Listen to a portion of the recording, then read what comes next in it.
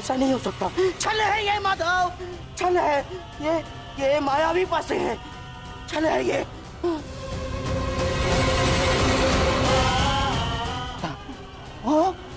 माता भूल गए मामा श्री, 14 वर्ष पूर्व ऐसे ही मायावी पासों से खेल खेला गया था, जिसके कारण ये महायुद्ध हुआ।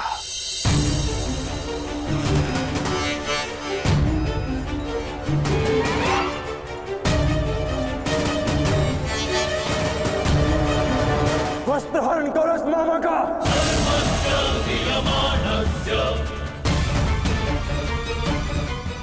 माधव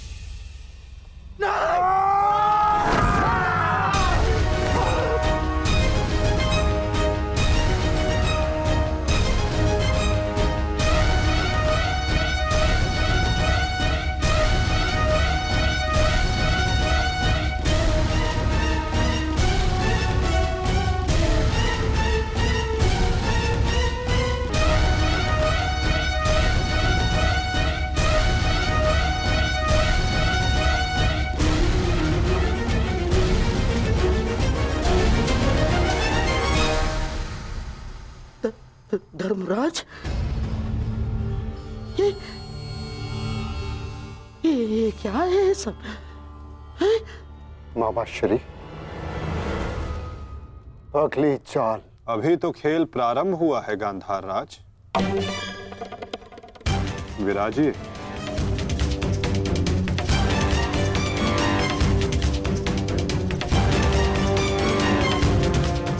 बताइए गांधार राज, अब क्या दांव पर लगाएंगे? इनके मुख में 4 सोने के दांत हैं माधव, उन्हें लगाते हैं दांव पर। नहीं नहीं नहीं,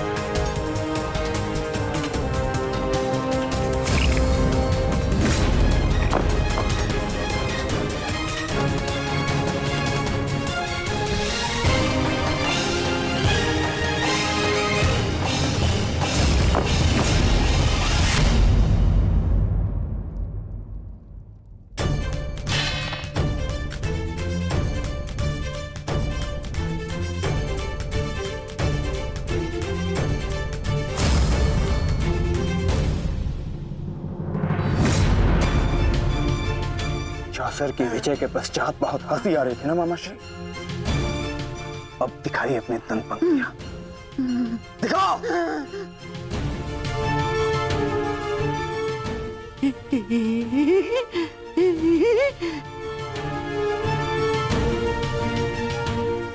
और वो क्या था? साम दाम दंड भेद, युक्ति कपट छल चक्री षडयंत्र।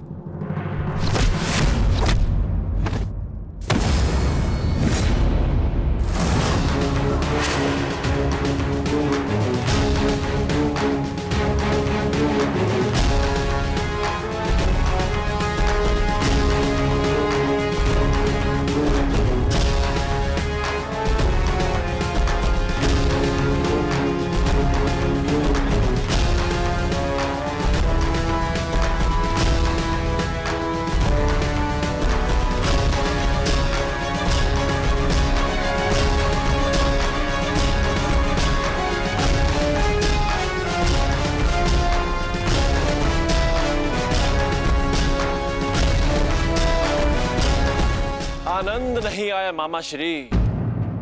आपके कलुषित रक्त से सना स्वर्ण भी हमें नहीं चाहिए।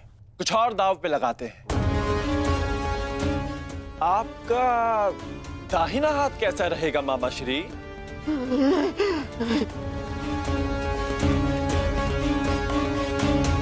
वही तो सबसे अधिक मूल्यवान है ना, उसी से तो आप पासे फेंकते हैं।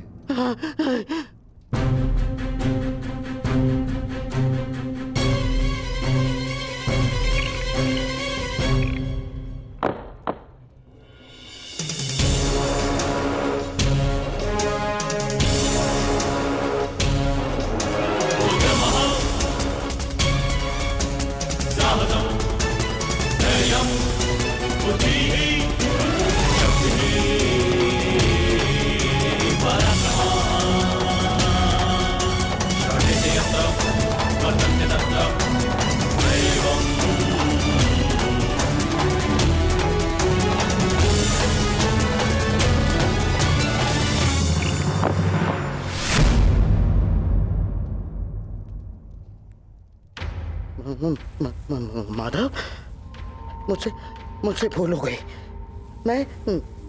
मैं ये चाल पुनः चलना चाहता हूँ। जैसी आपकी इच्छा गांधार राज, अवश्य पुनः अपनी चाल चलिए।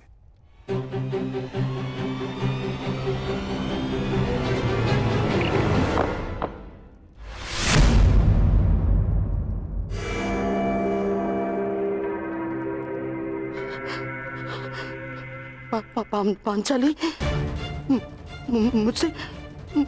मुझसे भूल हो गई।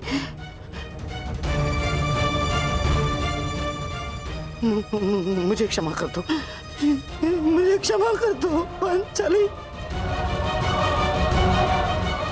जो आप हार चुके हैं, पहले उसका मूल्य तो चुकाइए मामा श्री।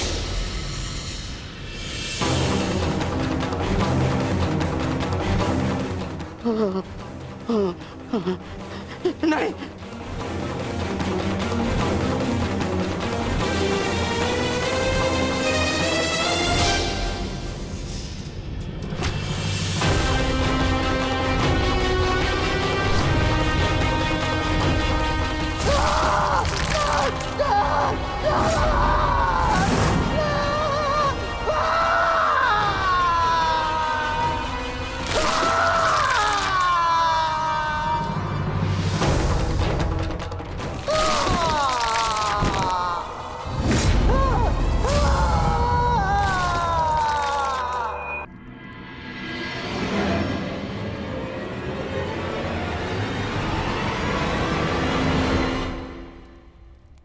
अगली चाल चलते हैं केशव।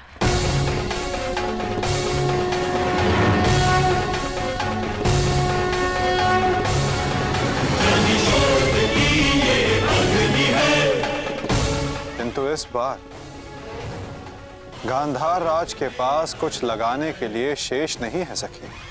उनका बायां हाथ माधव, वही हाथ जिससे उन्होंने अभिमन्यु की पीठ पर तलवार भोंकी थी।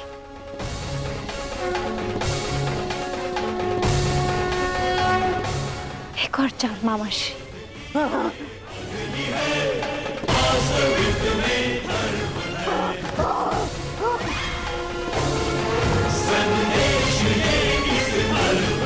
पासे फेंको पांचाली।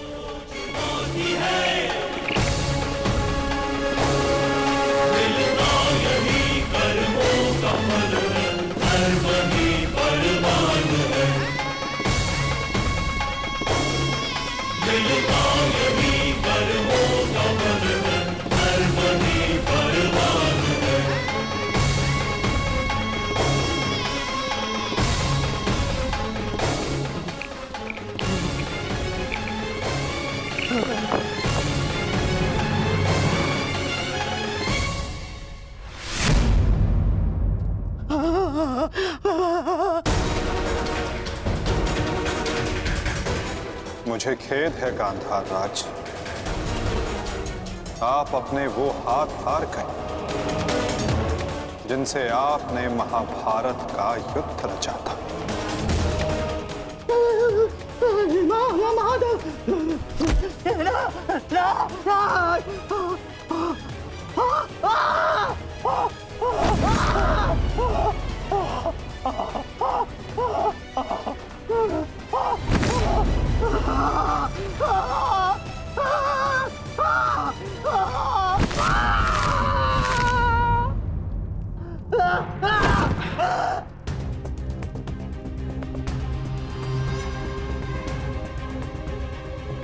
इनके हाथों का दोष कम,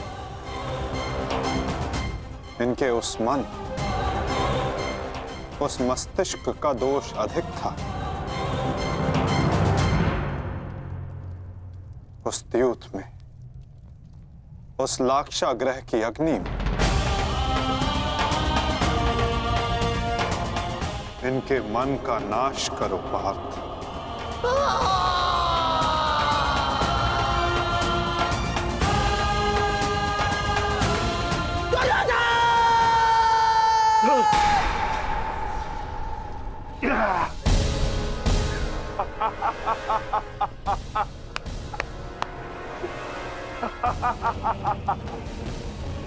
जाओ दुर्योधन, जाओ जाओ, तुम्हें जाने की अनुमति है। जाओ और जाकर अपने प्रिय महाराष्ट्री को अंतिम विदाई दो।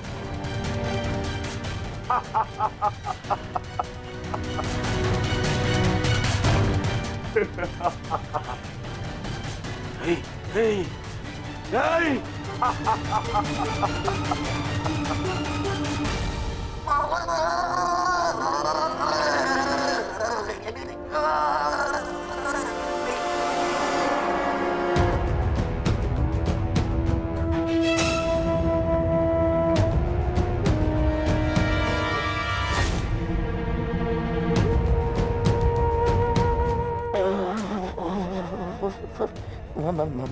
माधव,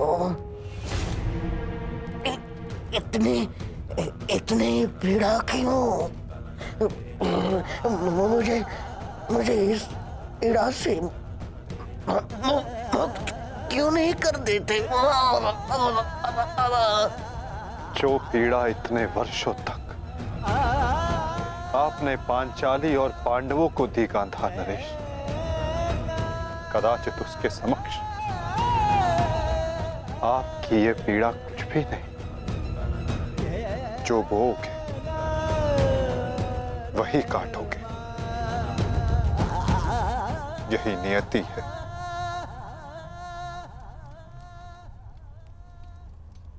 आज आपसे तनिक पीड़ा सहन नहीं हो रही गांधार राज, और उस पीड़ा का क्या जो आपने पांचाली को दी थी। स्मरण करने का प्रयास कीजिए गांधार नरेश, अनुभव करने का प्रयास कीजिए उस पीड़ा का।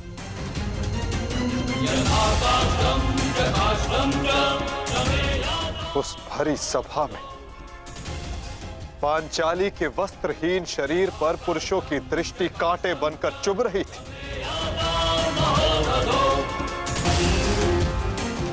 स्मरण है गांधार राज कि किस प्रकार उस सभा में पांचाली गिड़गिड़ाई थी, किंतु तब भी आप सब में से किसी ने एक ना सुनी।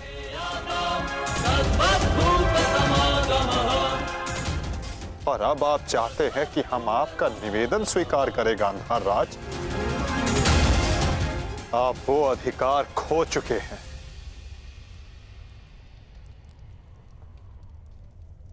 आपकी ये दुर्दशा आपके दुष्कर्मों का परिणाम है। कदाचित आपकी इस दशा को देखकर कुछ कुकर्मियों को शुद्ध और नए जीवन जीने की प्रेरणा मिल सके।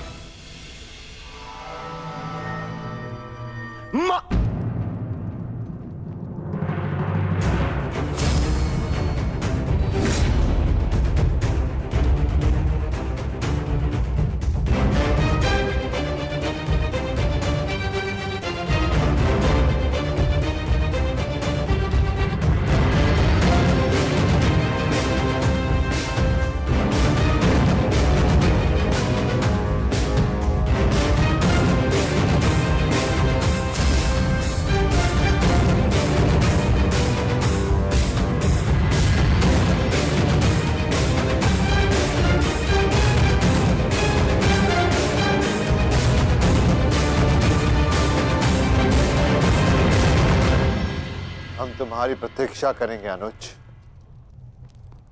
जाओ, जाकर मामा श्री को अंतिम विदा दे दो।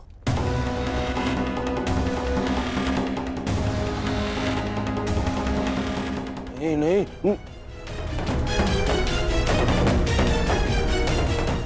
नहीं मामा नहीं।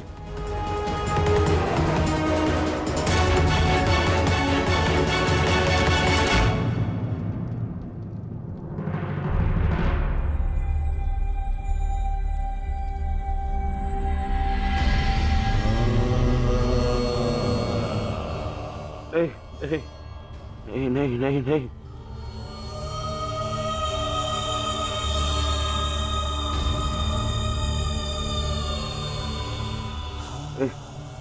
नहीं नहीं नहीं नहीं नहीं मामा नहीं नहीं नहीं नहीं नहीं नहीं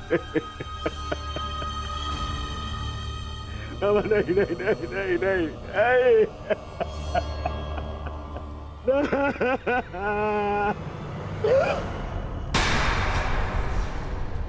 मामा मामा मामा मामा ये क्या हो गया? मैंने अपने प्राण नहीं त्यागे हैं अभी तक। कहाँ थे तुम? मैं यही था मामा, मैं यही था। ये क्या दुर्दशा कर दी है पांडवों ने? मुझे क्षमा कर दो दुर्योधन। मेरा साथ केवल यही तक का था, परंतु मैं प्रसन्न हूँ क्योंकि एक योद्धा ना होते हुए भी एक योद्धा की मृत्यु मिली मुझे। धन्यवाद दुर्योधन। कहीं नहीं जा रहे हैं आप। मैं आपको लेके चलूंगा, कुछ नहीं होगा आपको। ना कहीं नहीं जा रहे। उठिए उठिए उठिए मामा, उठिए जाने दो आपको। नहीं नहीं नहीं, अरे मामा मामा आप ठीक तो है? क्या हो गया मामा? मामा मैं आपकी चिकित्सा कराऊंगा मामा। इसको निकालो, इसको। नहीं नहीं नहीं नहीं नहीं नहीं नहीं मामा मामा मामा मामा नहीं मामा नहीं नहीं नहीं मामा। अब कोई लाभ नहीं। नहीं नहीं नहीं। हर मनुष्य का अपना एक विशेष बल होता है। यदि उस बल ने उसका साथ छोड़ दिया तो समझो उसका अंत निश्चित। नहीं मामा मामा नहीं मामा। जैसे अंगराज का बल तो उसका कवच और कुंडल, जैसे मेरा बल था मेरे पास है। अब यदि अंतिम समय में मेरे पासों ने मेरा साथ छोड़ दिया तो अब कोई कुछ नहीं कर सकता दुर्योधन। नहीं नहीं नहीं मामा। अरे ये जिस गांधार नरेश की नीति से सारा भारतवर्ष कांपता है, इतनी निर्दयता से उसको मारा इन पांडवों ने। हाँ क्या हाल कर दिया है तुम्हारे और बाकी सबके ऊपर। अत्याचार इन पांडवों ने किया है, उसका प्रतिकार आपका भांजा लेगा मामा। मैं छोड़ दूंगा मामा। नहीं दुर्योधन, वास्तविकता तो ये है कि मेरी ये दशा मेरे ही निर्दयी कर्मों का फल है। इस आशा का कारण केवल और केवल मैं स्वयं हूँ। और फिर भी मैं तुम्हें विजयी देखना चाहता हूँ दुर्योधन।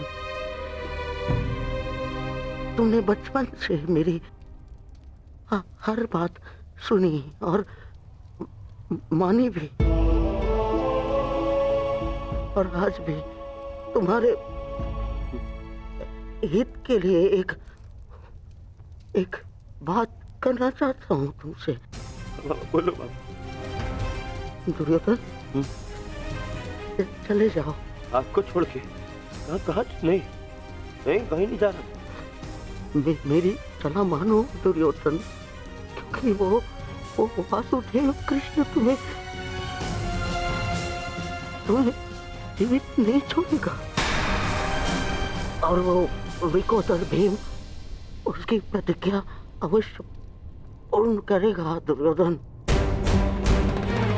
मैं नहीं चाहता कि मेरी बहन और जीजाश्री के अंतिम संस्कार के लिए कोई शेष न बचे। परिस्थिति को समझो दुर्योधन। तुम आज कुरुक्षेत्र नहीं जाना। आप मुझे भागने की सलाह दे रहे हैं मामा? ना ना ना, मैं तुम्हें भागने की सलाह नहीं दे रहा हूँ। मैं तुम्हें जाने की सलाह दे रहा हूँ दुर्योधन। यहाँ से जाओगे तो जीवित रहोगे, और यदि जीवित रहोगे तो कल लड़ पाओगे। इस समय तुम मन से टूटे हुए हो दुर्योधन, और यही उस वासुदेव कृष्ण की नीति है कि तुम्हें थकाकर तुम्हें निशस्त्र कर दे।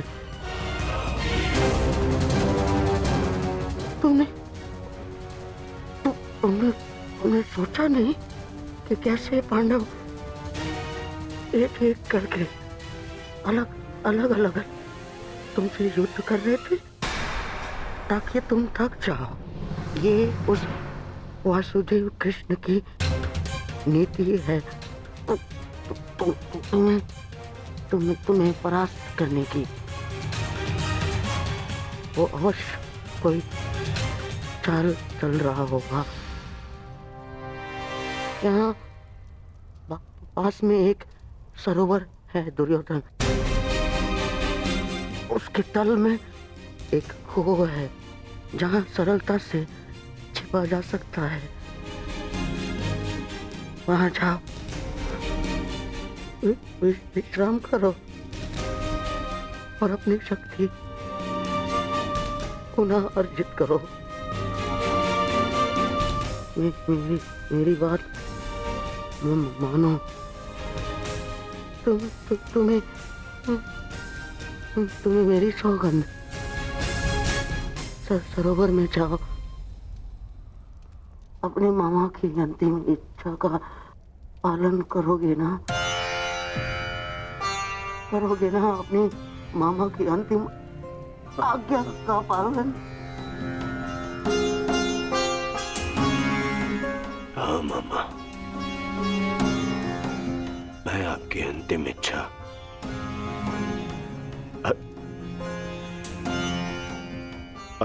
अवश्य पूर्ण करूंगा। मैं सरोवर जाऊंगा परंतु छिपने नहीं मामा, जल साधना के लिए, ताकि उन पांडवों से मैं आप पर और बाकी सब पर किए अत्याचार का प्रतिकार ले सकूं। मामा, मैं इस युद्ध को समाप्त अवश्य करूंगा। आपका ये भांजा इस युद्ध को समाप्त करेगा। प्रसन्न रहो।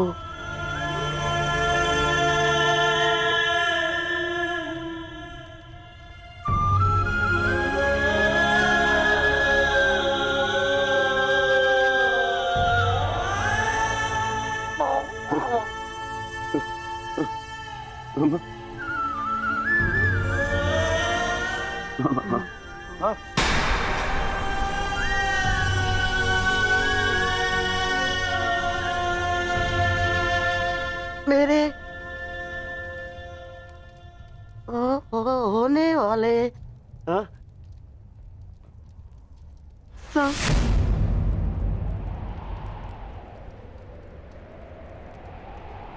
सम्राट,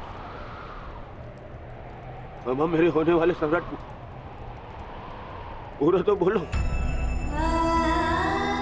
मामा,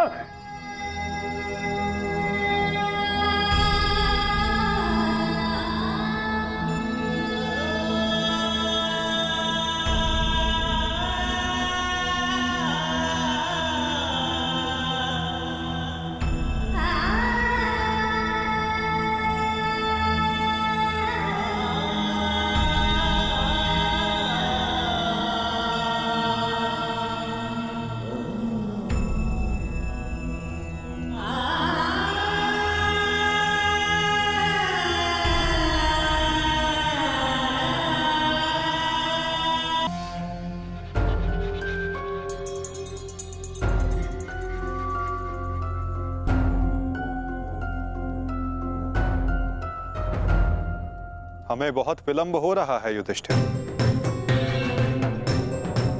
दुर्योधन को गए बहुत समय हो गया है।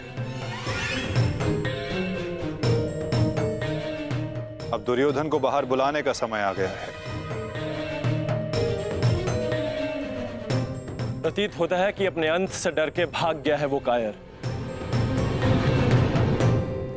इसका अर्थ युद्ध समाप्त हुआ। परंतु ज्येष्ठ, मेरी प्रतिज्ञा तो पूर्ण होना भी शेष है।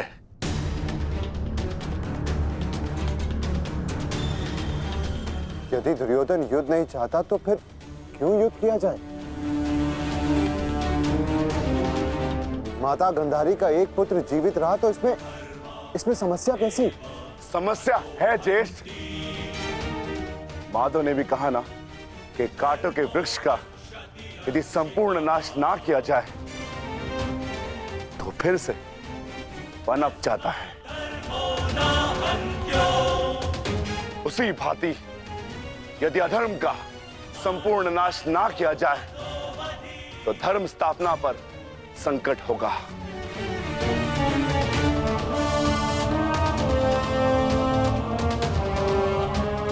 आपको हो क्या गया ज्येष्ठ? हमारे साथ हुए अन्याय को इतना शीघ्र मत भूलिए। क्या आप भूल गए पांचाली के अपमान को? क्या आप भूल गए हम सब की प्रतिज्ञाएं?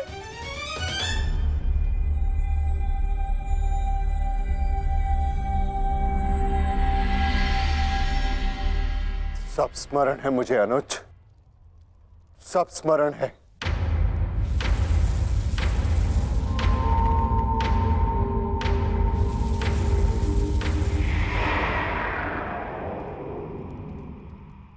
परंतु मुझे तुम्हारी चिंता है। तुम जानते हो दुर्योधन के वश शरीर का कोई तोड़ नहीं, जानते हो ना? इसीलिए उससे द्वंद्व करना व्यर्थ है। माता गांधारी के वरदान ने उसे अजय बना दिया है।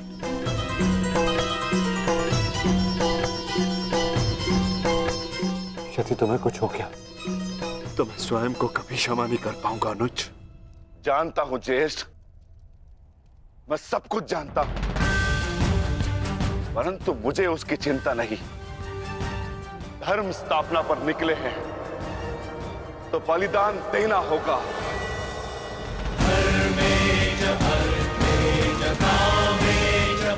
यदि उसके लिए मेरे प्राण क्यों न चले जाए, परंतु मैं प्रयास करना नहीं छोड़ सकता। परंतु दुर्योधन का वध करोगे कैसे? शेषगढ़ ने माता कुंती को वचन दिया था कि उनके 5 पुत्र जीवित रहेंगे। क्या तुम उनके वचन को झूठा हो जाने दोगे? हाँ?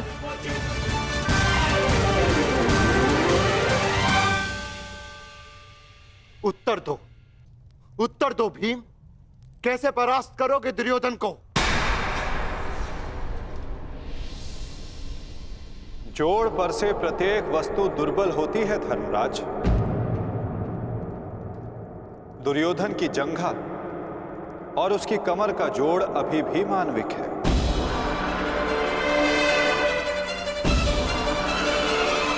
दुर्योधन को वहां से तोड़ा जा सकता है।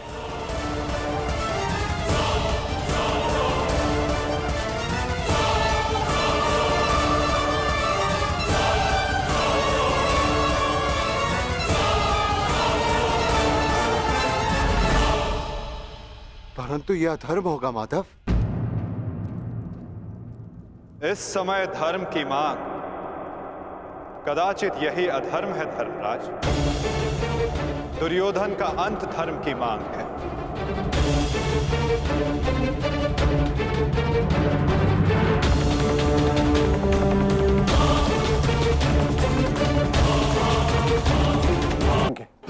क्या तुम उनके वचन को झूठा हो जाने दोगे?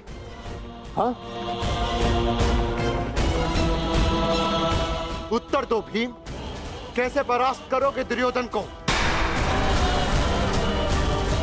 जोड़ पर से प्रत्येक वस्तु दुर्बल होती है धर्मराज। दुर्योधन की जंघा और उसकी कमर का जोड़ अभी भी मानविक है।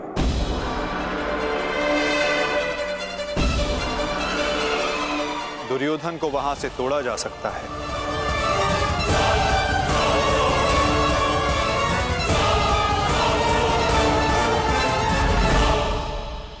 परंतु यह अधर्म होगा माधव। इस समय धर्म की मांग, कदाचित यही अधर्म है धर्मराज। दुर्योधन का अंत धर्म की मांग है।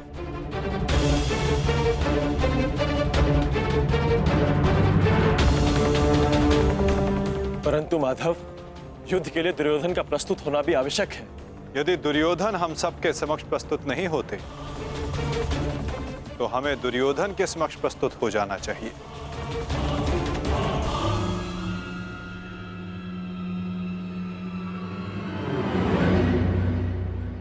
शिविर के भीतर जाने का समय आ गया है।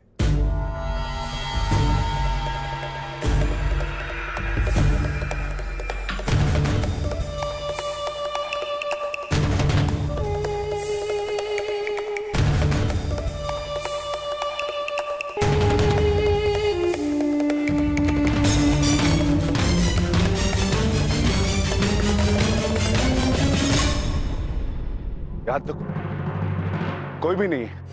मैं भी दूसरे कक्ष में जाकर देखता हूँ। मैं भी तुम्हारे साथ चलता हूं नकुल। मैं उस ओर देखता हूं।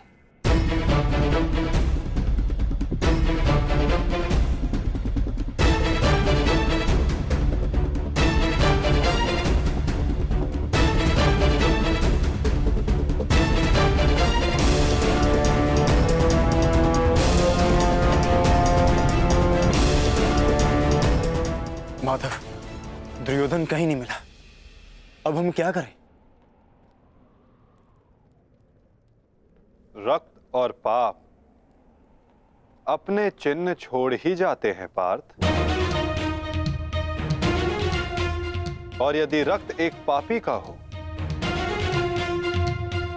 तो वो कभी नहीं छिपते।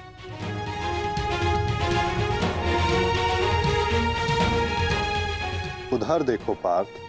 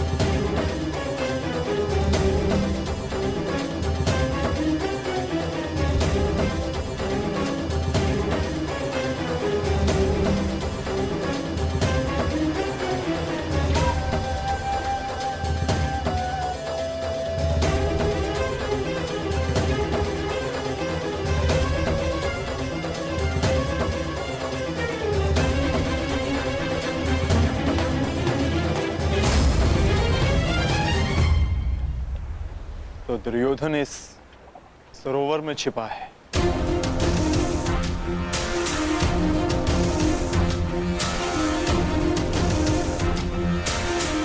आवाहन दो विकोदर।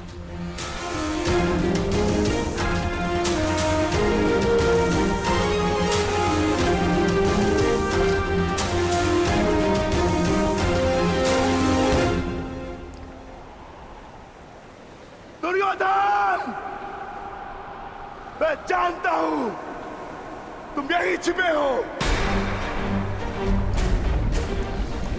बाहर निकलो कायर और युद्ध करो मुझसे। सुन रहे हो ना कायर? सामने आओ। क्या इस प्रकार मेरा सामना करोगे? बाहर बाहर निकलो और बंद करो मुझसे।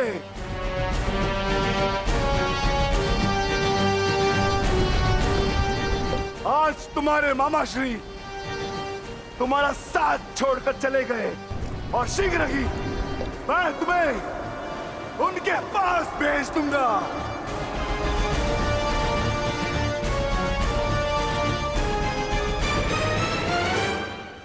अरे वज्र का शरीर लेकर भी भयभीत हो दुर्योधन।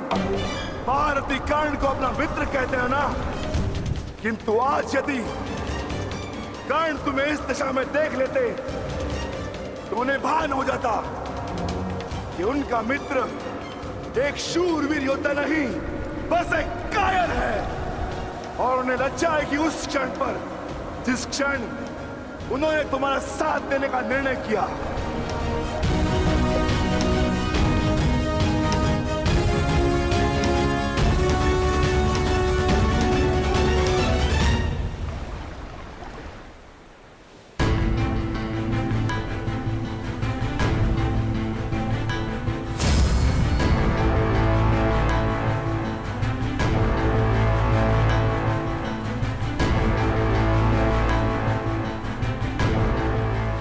विकोदर,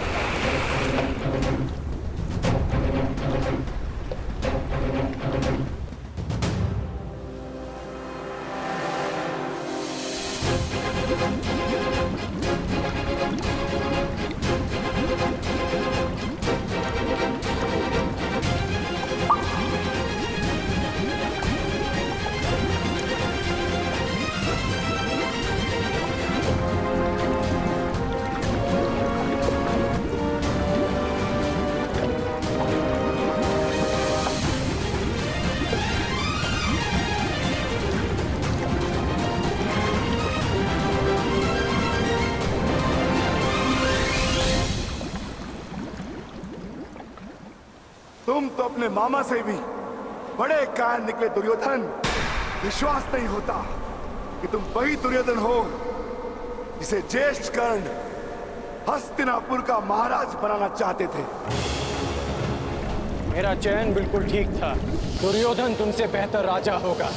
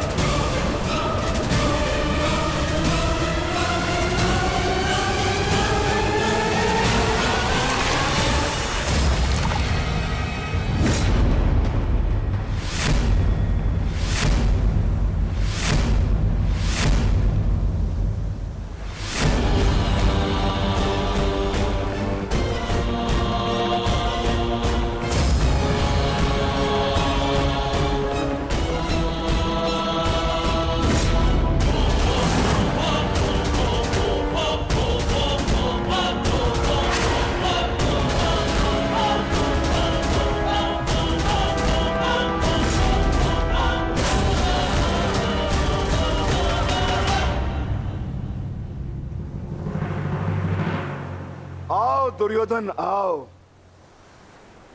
स्वागत है तुम्हारा। एक क्षण के लिए ऐसा लगा कि तुम इसी भांति सदैव छिपे रहोगे।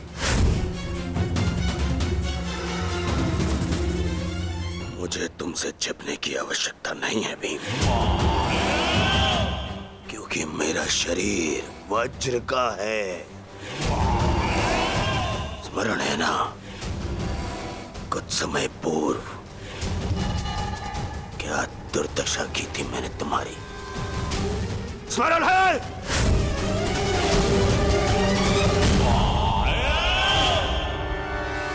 दुर्योधन सत्य कह रहे हैं विकोदर।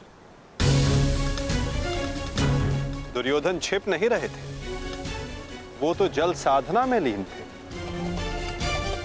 ये तैयारी तो युद्ध से पहले की थी दुर्योधन, है ना?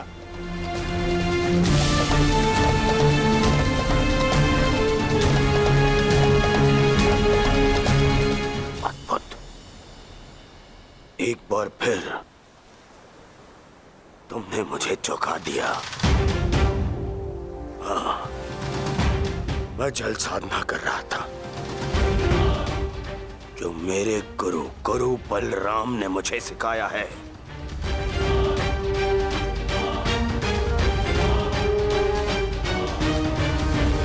आशा करता हूं कि मुझे विलंब ना हुआ हो। जो चाहे साधना कर लो दुर्योधन, परंतु आज तुम्हें मुझसे कोई नहीं बचा सकता। बड़े निश्चित हो मेरी मृत्यु को लेकर।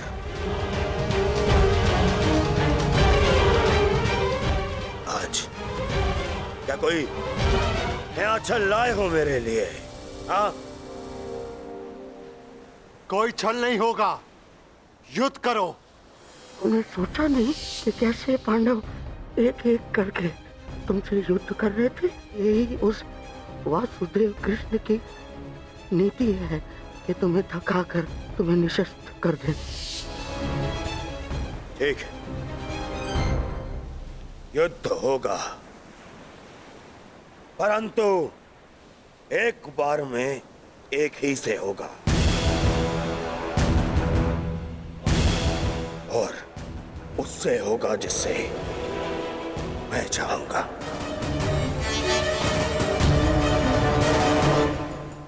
स्वीकार है।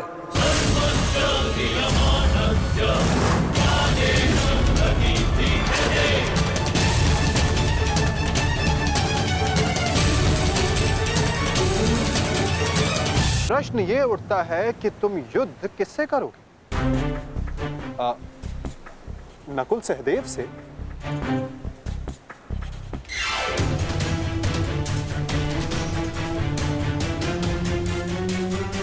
हाँ, उचित है। नकुल तुमसे दुर्बल है, तो उसको परास्त करना तुम्हारे लिए सरल होगा। और सहदेव ने तो तुम्हारे मामा श्री का वध करके अपनी प्रतिज्ञा पूर्ण की है ना? किंतु ये चुनाव करने से पूर्व एक बात सदा स्मरण रखना दुर्योधन, कि नकुल सहदेव का एक प्रहार तुम्हारे 100 प्रहारों से अधिक स्मरणीय होगा, और नकुल सहदेव को तुमसे कहीं अधिक सम्मान मिलेगा। हाँ, कदाचित इस द्वंद्व में, इस महाभारत में तुम भले ही विजयी हो जाओ, किंतु सदा के लिए तुम अपना मान, सम्मान और यश खो बैठोगे दुर्योधन।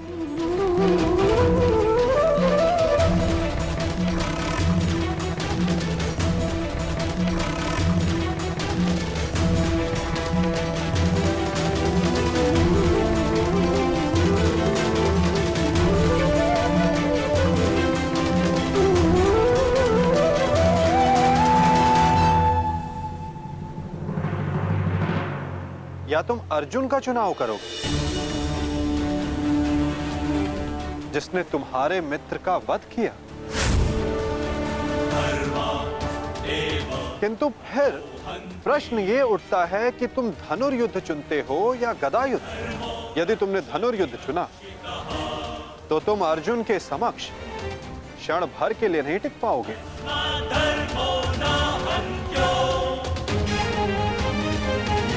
और यदि तुमने गदा युद्ध चुना तो समस्त संसार तुम्हें इस अन्यायपूर्ण चुनाव के लिए सदा धिक्कारता रहेगा।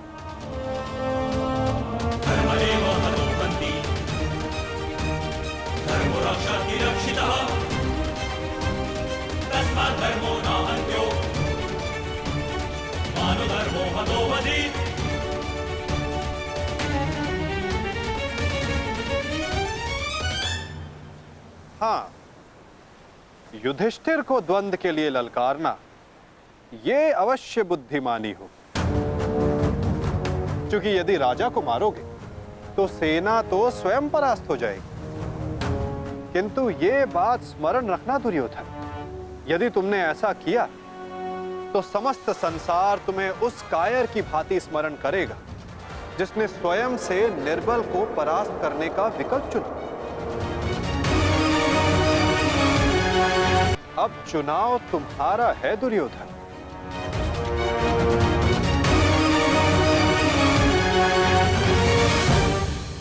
नहीं चलिए, ये फिर तुम्हारा कोई छल है। मेरा चुनाव केवल वो होगा जिसकी मृत्यु मेरे 99 भाइयों के लिए श्रद्धांजलि होगी। परिणाम चाहे जो भी हो, दुर्योधन केवल एक महान योद्धा के रूप में जाना और पहचाना जाएगा।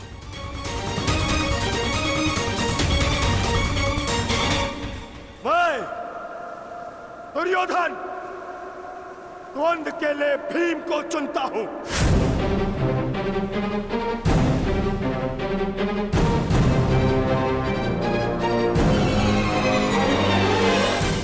और इसे मारने के पश्चात मैं एक एक करके बाकी चारों भाइयों को मारूंगा। ये मेरा वचन है।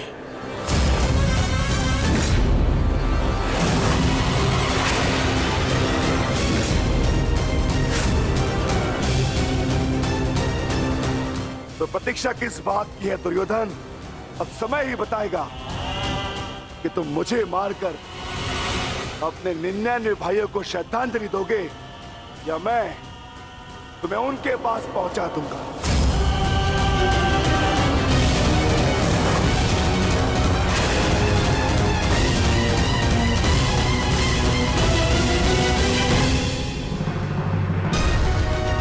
हर हर महादेव।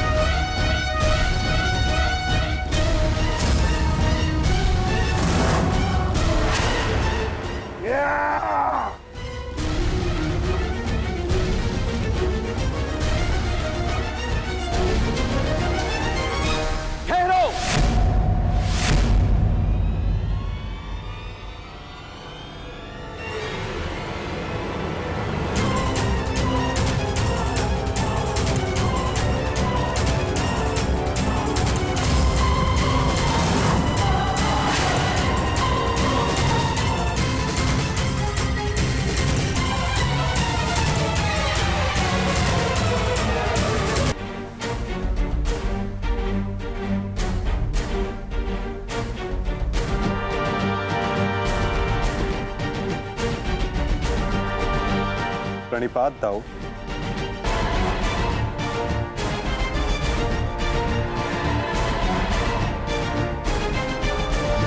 प्रणिपात गुरुदेव।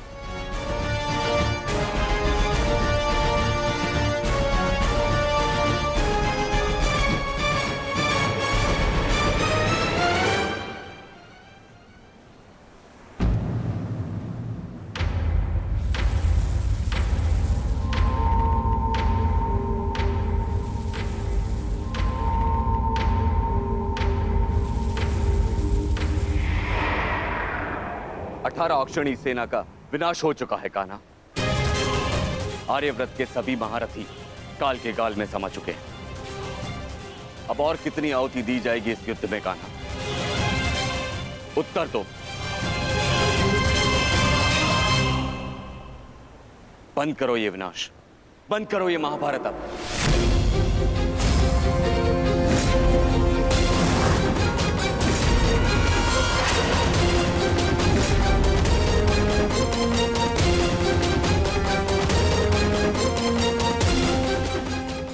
नहीं गुरुदेव,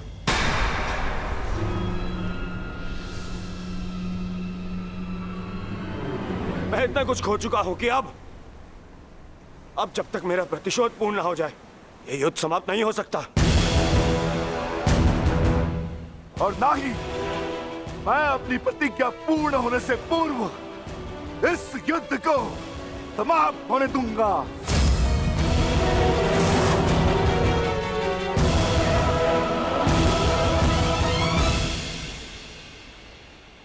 तुमने जो प्रतिज्ञा दुर्योधन के लिए ली है, अब उसका पूर्ण होना असंभव है।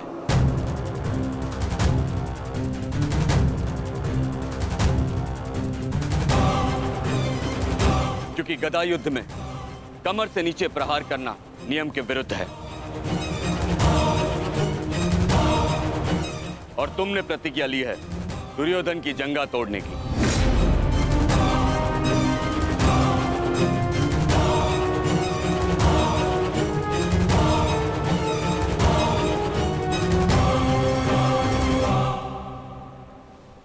कैसी अनीति दाऊ। महामहिम भीष्म के बाणों की शैया पर जाने के पश्चात इस युद्ध में कोई नीति शेष नहीं रही दाऊ। और फिर आपने तो स्वयं को इस युद्ध से विमुख रखा था ना। आप इस युद्ध में भाग नहीं ले सकते दाऊ।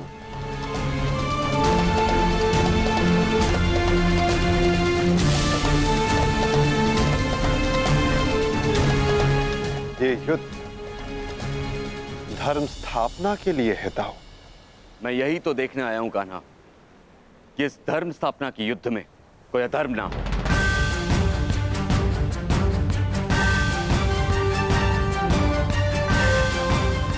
निश्चित रूप से मैं इस युद्ध में सम्मिलित नहीं होऊंगा, परंतु शरणागत की पुकार सुनना मेरा धर्म है।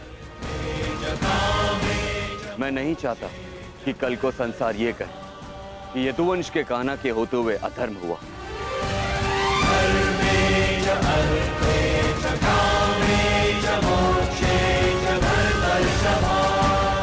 यदि ये दोनों युद्ध करना चाहते हैं तो करें।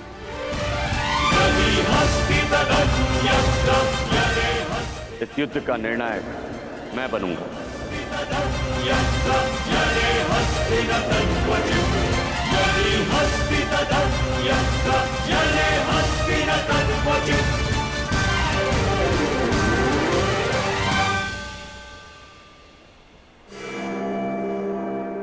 और स्मरण रहे, जिसने भी इस युद्ध में नियमों का उल्लंघन करके विजय पाई, उसे मैं स्वयं अपने हल से समाप्त कर दूंगा।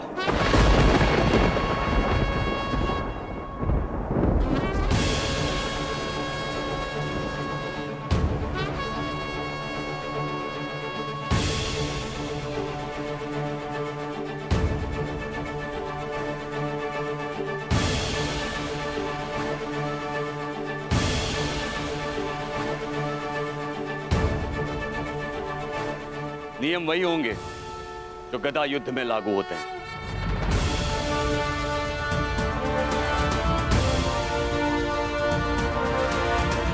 और युद्ध में कोई भी योद्धाओं के मध्य नहीं आ सकेगा।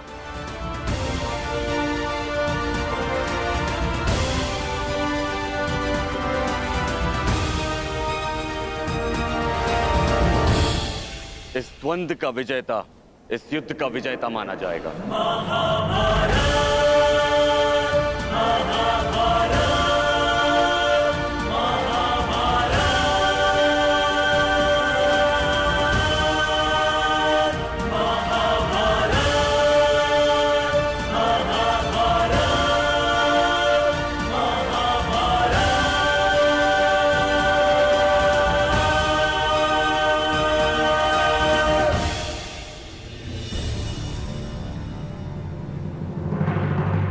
अब धर्म स्थापना का भार तुम्हारे कंधों पर है विकोदर।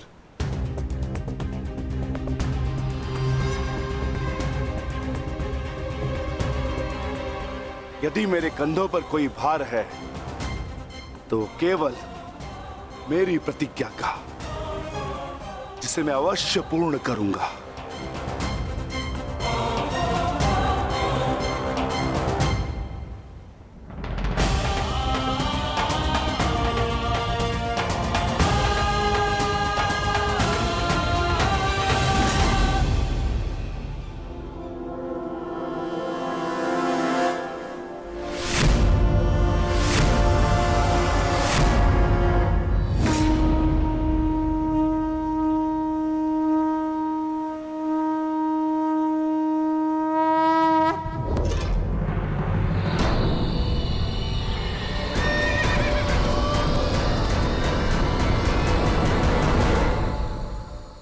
युद्ध प्रारंभ करो।